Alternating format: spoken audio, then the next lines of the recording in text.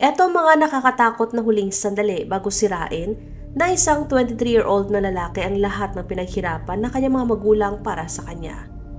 Si Bart Halverson na nakaupo sa harap ng kanyang computer at tumatawag sa Madison Area Technical College. Dapat sana isang normal na tawag lang ito tungkol sa transcript ng kanyang anak. Ngunit biglang nabasag ang katahimikan dahil sa sinabi ng customer service representative. Ayon sa kanya, pasensya na po pero wala kaming record na may estudyanteng nagngangalang Chandler Halverson na naka-enroll ngayong semester. Ang mga administrators na in-email niya, ang mga email addresses na yon ay hindi rin umiiral sa aming system. Tahimik ngunit puno ng bigat ang boses ni Bart na naitala sa tawag. Pagkatapos nito ay binaba niya ang telepono. Sa sandaling yon, gumuha ang 23 years na pagiging-isang perpektong ama sa anak na inakala niyang perpekto rin. Ilang oras lang lumipas, patay na si Bart Halverson. Binaril siya sa likod ng mismong taong minahal, sinoportahan at pinagkakatiwalaan niya ng buong buo. Hindi nagtagal, sinundan din siya ng kanyang asawang si Krista. Ang kanilang mga katawan ay pinagputol-putol, sinunog at ikinala sa iba't ibang lugar sa Wisconsin. Sa paningin ng iba, ang pamilyang Halverson ay larawan ng perpektong American family. Matagumpay, mapagmahal at puno ng pag-asa. Hinahangaan sila ng mga kapitbahay, iginagalang ng mga kaibigan at lahat ay naniniwalang ang bunso nilang anak na si Chandler ay may magandang kinabukasan. Ngunit sa likod ng kanilang perpektong anyo ay nakatago ang isang napakadilim na sikreto. Isang sapot na mga kasinungalingan na sobrang komplikado at malalim. Balikan natin ang nakaraan at alamin kung paano isang perpektong pamilya ay naging sentro ng isa sa mga pinaka-nakakagulat na pagpatay sa Wisconsin, na isinagawa ng mismong taong pinagkatiwalaan nila. Si Bart at Krista Halverson ay nakabuo ng tinatawag ng marami na American Dream sa kanilang tahimik na bahay sa Windsor, Wisconsin. Si Bart ay isang accountant na may maayos na kita at sistematikong paraan ng pamumuhay na nagsilbi ng mabuti sa kanilang pamilya sa loob ng maraming taon. Si Krista naman ang puso ng kanilang tahanan. Mahal siya ng kanyang mga katrabaho at buong-buong inilaan ang sarili sa kanyang dalawang anak. Isa siyang ina na laging inuuna ang kapakanan ng kanyang mga anak. Palaging naniniwala sa kabutihan nila at sinusuportahan ang kanilang mga pangarap, gaano man ito kalaki. Ang panganay nilang anak na si Mitchell ay lumaking tulad ng inaasahan ng sinumang magulang. Responsable, masipag, engaged ng ikasal at may matatag na career sa larangan ng technology.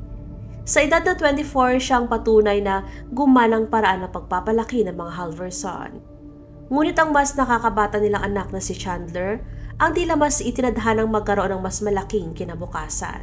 Si Chandler Michael Halverson ay ipinanganak noong March 15, 1998 at kilala sa pagiging palakaibigan at ambisyoso mula pagkabata. Sa panlabas na anyo, mukhang maayos ang takbo ng kanyang buhay. Sa edad na 23, nakatira pa rin siya sa bahay ng kanyang mga magulang habang tinatapos ang kanyang kurso sa Renewable Energy Engineering sa Madison Area Technical College. Mayroon din siyang part-time job sa American Family Insurance kung saan ay nagtatrabaho siya ng remote mula mismo sa kanyang kwarto. Bukod dito, voluntary din siyang scuba diver para sa Madison Police Department as Department of Natural Resources. Mga kahangahangang gawain para sa isang batang edad. Ngunit ang nagpasaya at sobrang naging proud sina Bart at Krista ay ang balitang ibinahagi ni Chandler noong June 2021. Ayon sa kanya, natanggap siya sa trabaho sa SpaceX, ang makabagong kumpanya sa aerospace na pagmamay-ari ni Elon Musk. Lilipat daw siya sa Titusville, Florida, malapit sa mga pasilidad ng paglulunsad ng rocket, at balak sumama ng kanyang girlfriend na si Catherine Malender.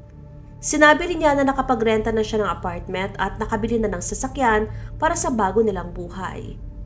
Isa itong kwento ng tagumpay na talaga namang ipinagmamalaki ng sinumang magulang.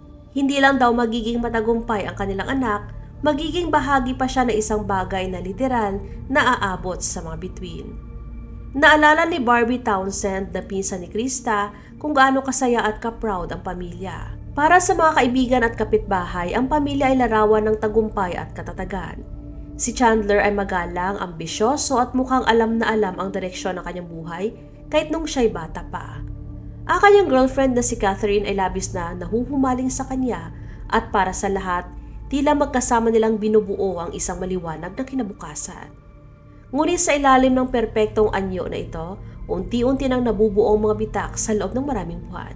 Ang mga babala ay matagal nang naroon, lantad sa paningin ng lahat, ngunit natabunan ng karisma ni Chandler na nagpapaniwala sa lahat ng taong nasa paligid niya. Ang buong pundasyon ng buhay ni Chandler ay nakatayo sa mga kasinungalingan. Mga detalyado at maingat na planong panlilinlang na kalaunan ay parang nagkaroon na ng sariling buhay. Ang nagsimula bilang maliliit na kasinungalingan ay lumaki at naging isang napakalaking panlilinlang na nangangailangan ng tuloy-tuloy na pag-aayos at mas desperadong paraan para hindi ito mabunyag. Ang katotohanang itinago ni Chandler sa lahat, pati na sa kanyang mga magulang, ay simple pero napakasakit. Siya ay bumagsak at natanggal sa Madison Area Technical College matapos lamang ang isang semester. Walang kursong Renewable Energy Engineering. Walang trabaho sa American Family Insurance at hindi man lang siya kailanman nag-apply doon. Ang sinasabi niyang voluntaryong trabaho sa Madison Police Department at sa Department of Natural Resources ay pawang katang-isip lamang. Ang trabaho sa SpaceX ay isa na namang malaking kasinungalingan. Sa halip, ginugol ni Chandler ang kanyang mga araw sa loob ng kanyang kwarto. Naglalaro ng video games at bumubuo ng isang masalimuot na pantasya ng buhay. Naging bihasa siya sa panlilinlang. Gumigising siya ng maaga upang magkunwaring may mga business call para hindi maghinala ang kanyang ama. Kapag nagtatanong si Bart na nagtatrabaho rin mula sa bahay noong mga panahon ng pandemic tungkol sa mga meeting o trabaho, laging may hadang sagot si Chandler. Lalo naging komplikado ang mga kasinungalingan tungkol sa American Family Insurance dahil patuloy na nagtatanong si Bart, isang accountant na maingat sa pera, kung bakit wala pa rin kinikita ang kanyang anak kahit halos isang taon na raw itong nagtatrabaho. At sa bawat tanong, mas lalo pang nagsisinungaling si Chandler. Una, sinabi niyang nagkamali raw ang kumpanya at ginawa siyang hourly employee imbes na salaried, kaya nadedelay ang sahod. Sumunod naman ay sinabi niyang mali raw ang nailagay niyang impormasyon sa direct deposit. Pagkatapos, sinabi na naman niya na inakala ng bangko na peke ang kanyang mga sahod dahil sobrang laki raw ng halaga. Para suportahan ang mga kwentong ito, gumawa siya ng mga pekeng email account at nagkunwaring may mga palitan ng messages sa mga imbentong HR representatives. Ipinapasa ni Chandler mga peking emails na ito sa kanyang ama bilang patunay daw ng mga problema sa opisina at sistema. Ngunit kahit gaano pa siya kagaling magsinungaling, lalo itong naging mahirap panatilihin habang tumatagal. Palaki ng palaki ang pressure mula sa kanyang ama na magbayad ng renta at tumulong sa gastusin sa bahay. Doon na ginawa ni Chandler ang pinakamatindi at pinakamatapang niyang kasinungalingan, ang trabaho sa SpaceX. Sinabi ni Chandler sa kanyang pamilya at sa kanyang kasintahan na tinanggap siya ng kumpanya ni Elon Musk na magtrabaho siya sa pasilidad ng SpaceX sa Titusville, Florida. Gumawa sila ni Catherine ng detalyadong plano para sa kanilang paglipat at sinabi ni Chandler na may nakuha na siyang tirahan at sasakyan. Napaka-convincing ng kasinungalingan kaya kahit si Catherine na 2 taon ng girlfriend ni Chandler ay naniwala rito ng buo. Nang may nagtanong kung bakit hindi pa siya lumilipas sa Florida, gumawa na naman si Chandler ng bagong dahilan. Sinabi niyang nahulog daw siya sa hagdan at nagkaroon ng malubhang pinsala sa utak.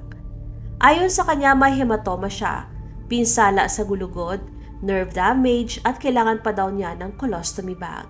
Nagsuot siya ng neck brace at sinabing hindi siya pwedeng magmaneho, hindi pwedeng lumipat at hindi pwedeng bumiyahe. Dahil dito may makatwirang paliwanag kung bakit palaging nade-delay ang paglipat niya sa SpaceX. Ngunit pagsapit ng unang bahagi ng July 2021, unti-unti nang nagsasarang lahat ng daan para kay Chandler. Ramdam ng instinct ni Bart pagdating sa pera na may mali. Kaya nagpasya siyang imbisigahan mismo ang mga sinasabi ng kanyang anak. Doon niya ginawa ang tawag sa Madison Area Technical College, ang tawag na maglalantad ng lahat ng kasinungalingan at tuluyang magtatakda ng kanyang kapalaran. Nagsimula ang July 1, 2021 tulad ng isang ordinaryong araw sa tahanan ng pamilyang Halverson. Ngunit magtatapos ito sa isang nakakakilabot na trahedya. May itinakdang meeting si Bart para sa kanya at kay Chandler sa Madison Area Technical College. Hindi alam ni Bart na ang meeting na yon ay imposibleng mangyari dahil hindi naman talaga naka-enroll si Chandler sa paaralang yon. Ilang linggo lang naiipon ang pressure. Nang matuklasan ni Bart na ang mga college administrators na in-email ni Chandler ay hindi talaga totoo, wala ng paraan para takasan ang katotohanan. Kinumpirma ng tawag sa MATC ang kinatatakutan ni Bart. Nagsisinungaling ang kanyang anak sa loob ng maraming buwan o baka mas matagal pa. Noong hapon na yon, ipinadala ni Bart ang huli niyang text message kay Chandler. Ayon sa kanya, ayos na, handa na ako kung ready ka na.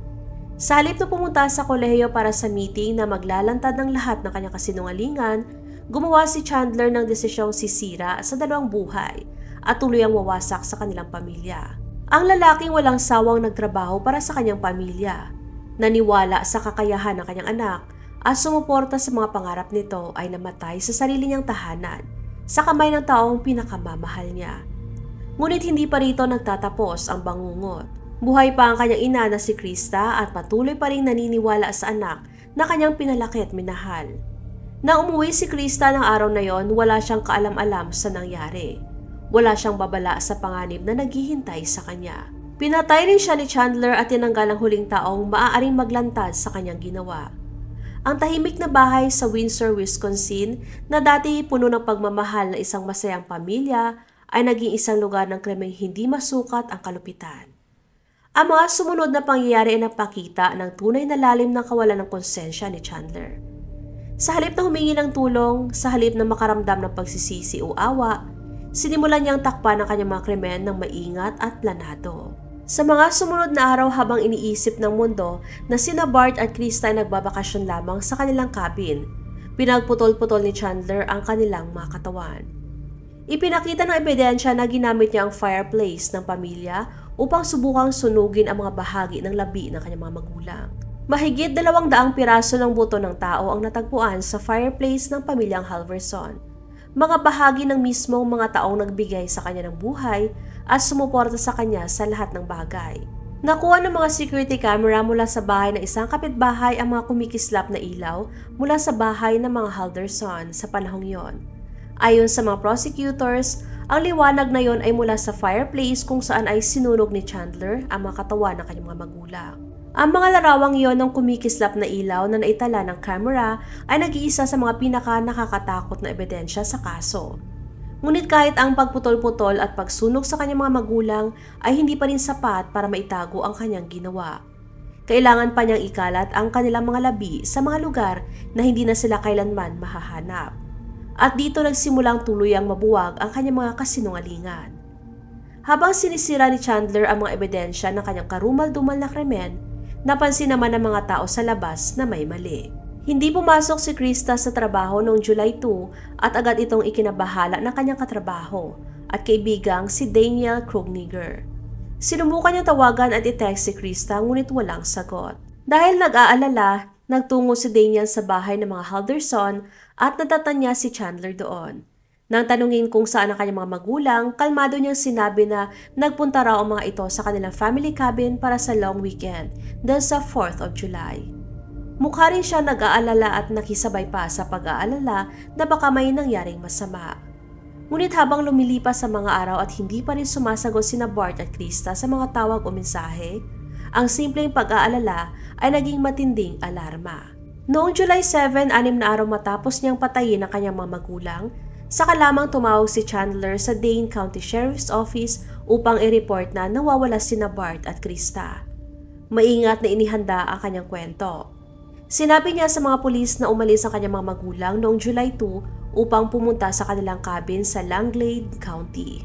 Ito ay nasa north na bahagi ng Wisconsin na halos 3 oras ang layo mula sa kanilang bahay. Ayon sa kanya, may kasama raw silang isa pang mag-asawa na hindi niya kilala at dapat ay nakauwi na sila. Sinabi rin niya na ang huli niyang natanggap na mensahe mula sa kanila ay text ng kanyang ina noong July 4 na nagsasabing nakarating na sila sa cabin at balak nilang manood ng parada. Ngunit mabilis na napansin ng mga investigador ang mga problema sa kwento ni Chandler dahil walang naka-schedule na parada sa lugar noong July 4. Nang pumunta ang nakakandadang kapatid ni Chandler na si Mitchell sa cabin kasama mga sheriff, natagpuan nilang madilim ang lugar at halatang matagal nang walang gumagamit. Nandoon pa rin ang bangka at natatakpan ng alikabok. Walang senyales na may pumunta roon sa loob ng maraming buwan. Habang nagpapatuloy ang investigasyon, mas marami pang kahina-hinalang detalye ang lumabas. Parehong nasa garahe pa rin ng bahay ang mga sasakyan ni Bart at Krista.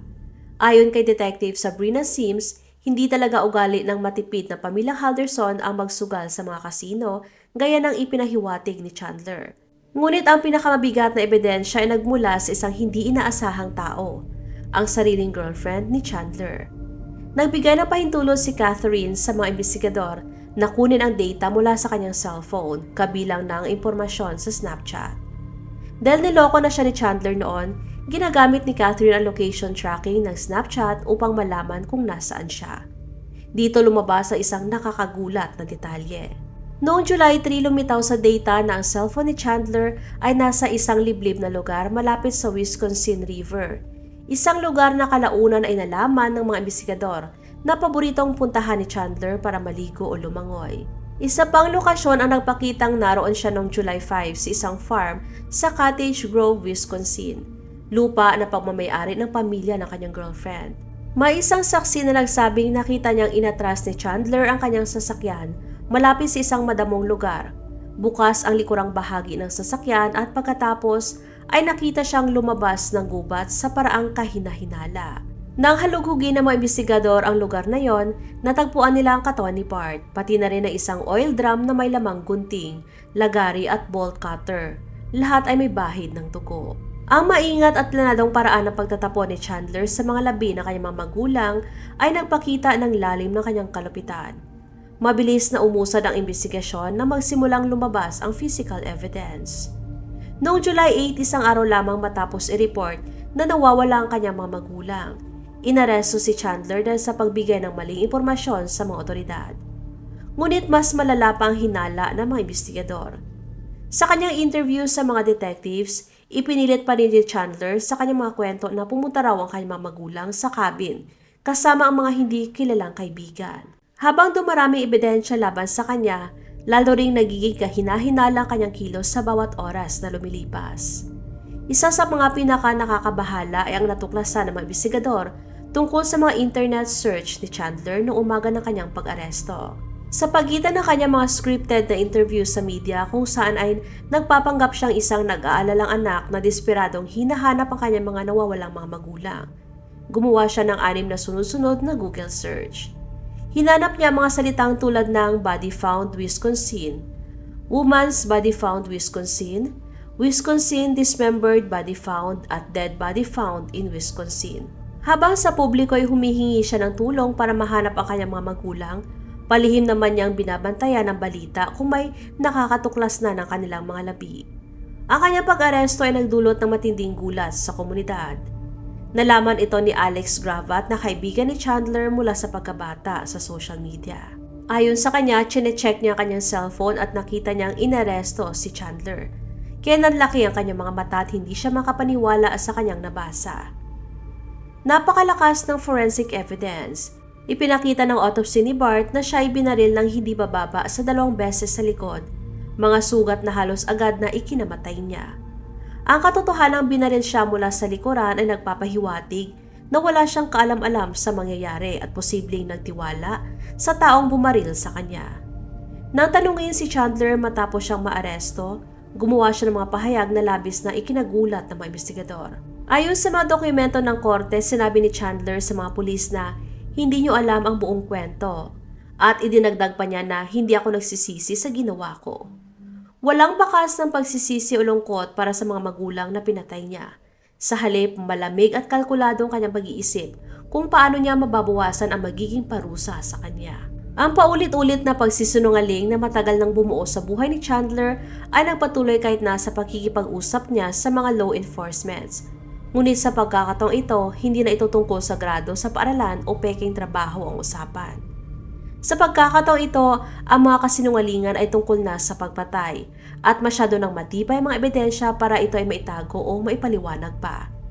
Sa mga press conference habang isinasagawa ang investigasyon, ipinahayag ni Sheriff Calvin Barry ang pagkabigla at pagkalito ng buong komunidad. Ngunit habang nagpapatuloy ang investigasyon, naging malinaw na ang pinakamahalagang tanong ay hindi lamang kung ano ang nangyari, kundi kung bakit. Ano nagtulak sa isang batang lalaki upang patayin ang mga magulang na nagmahal, sumuporta at naniwala sa kanya ng buong buo? Ang sagot ay nasa psychology of deception o panlilinlang at kung hanggang saan kayang umabot ng isang tao para lang maiwasan ang mga kahihinatnan ng kanyang mga kasinungalingan.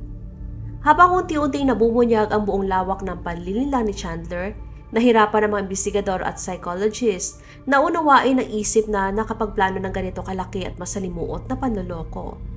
Hindi ito simpleng kaso na isang kabataang nagsasabi ng maliliit na kasinungalingan para makaiwas sa problema. Isa itong sistematiko at pangmatagalang panlilinlang sa lahat ng bahagi ng buhay ni Chandler. Ang mga peking emails pa lamang ay umabot na sa daan-daan.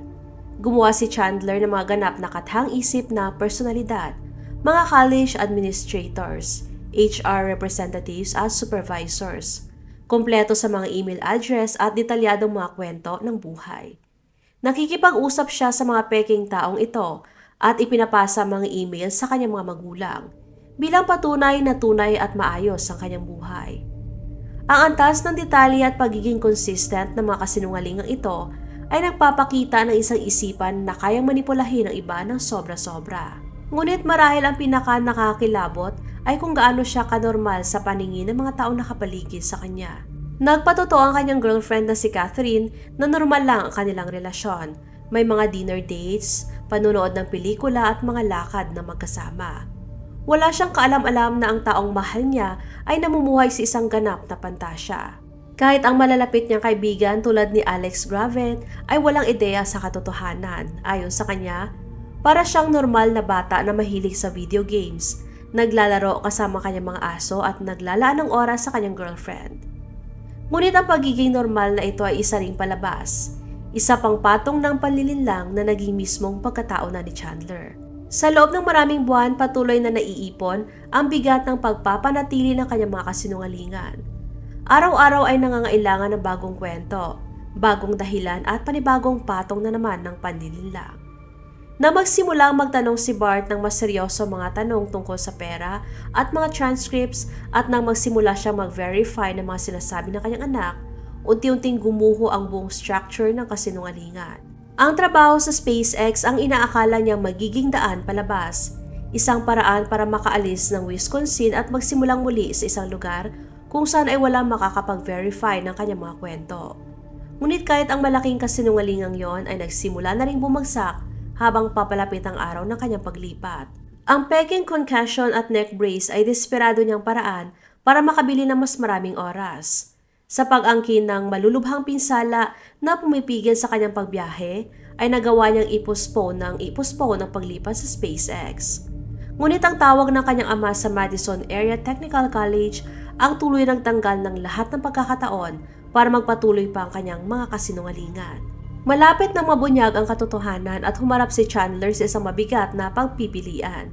Aminin ang kanyang mga kasinungalingan at harapin ang kaparusahan o alisin ang mga taong maaring maglantad sa kanya. Ang pinaka-nakakatakot ay kung gaano kaplanado at kaingat ang naging desisyon niya.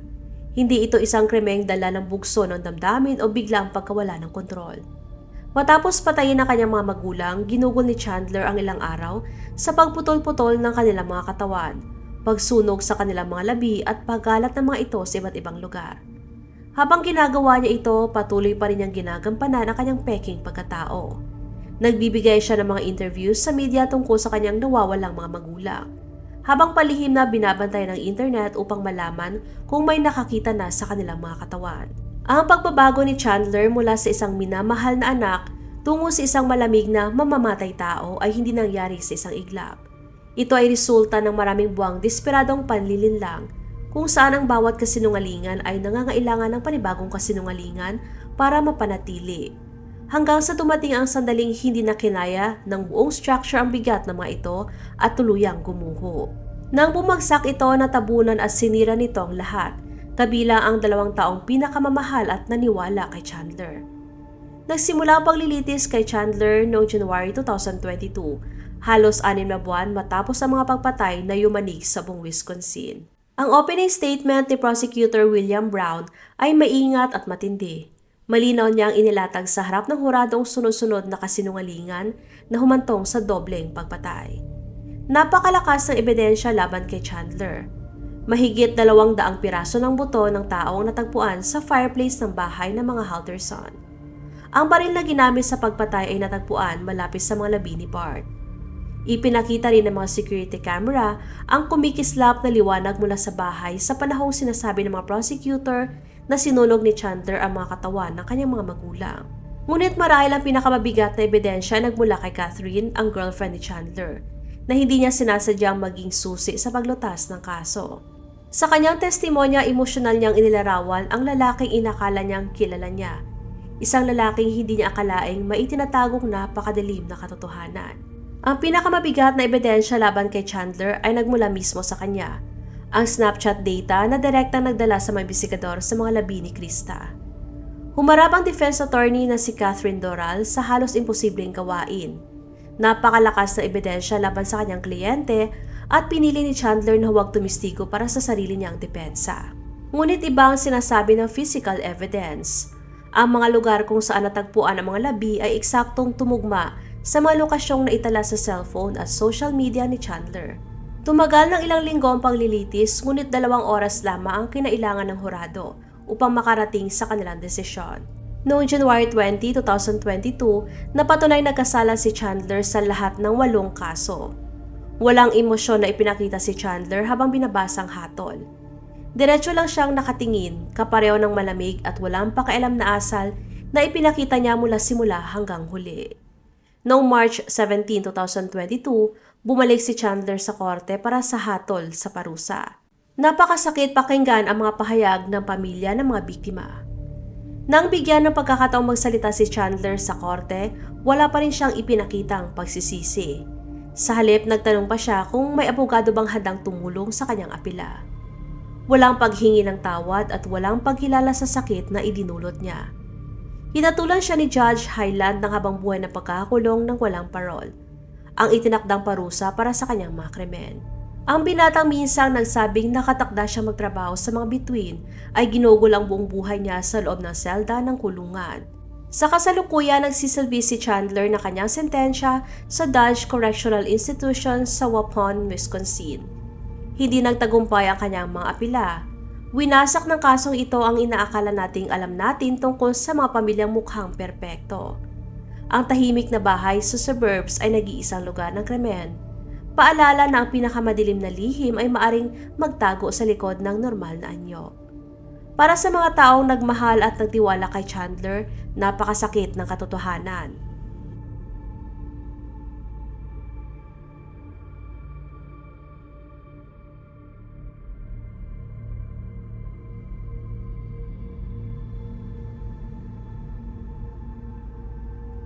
Huwag magatubiling ibahagi inyong mga saloobin at komento. And please huwag kalimutang mag-like and subscribe sa aking channel kung hindi mo pa nagagawa.